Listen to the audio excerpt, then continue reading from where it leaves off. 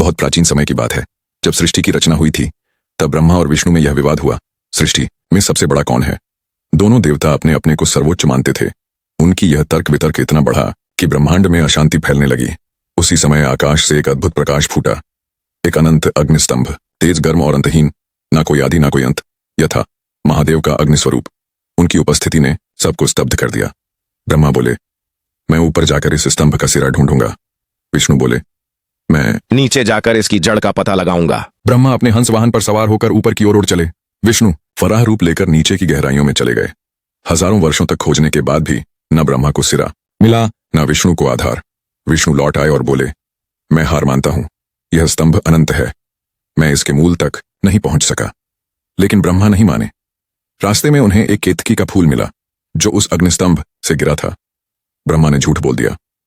उन्होंने कहा, मैं स्तंभ के ऊपर तक गया और ये केतकी पुष्प साक्षी है।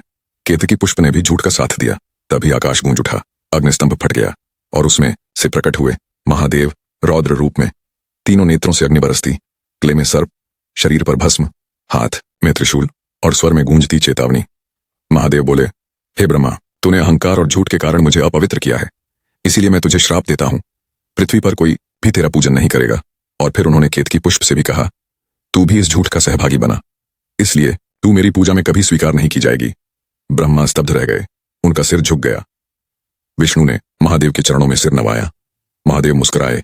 उन्होंने कहा, हे विष्णु, तू विनम्र है, मैं तुझसे प्रसन्न हूं। अब मैं इस अग्निरूप को ज्योतिर्लिंग के रूप में धरती पर स्थिर करूंगा और इसी रूप में लोग मेरी सच्ची पूजा करेंगे। वह अग्निस्तंभ शांत हो गया।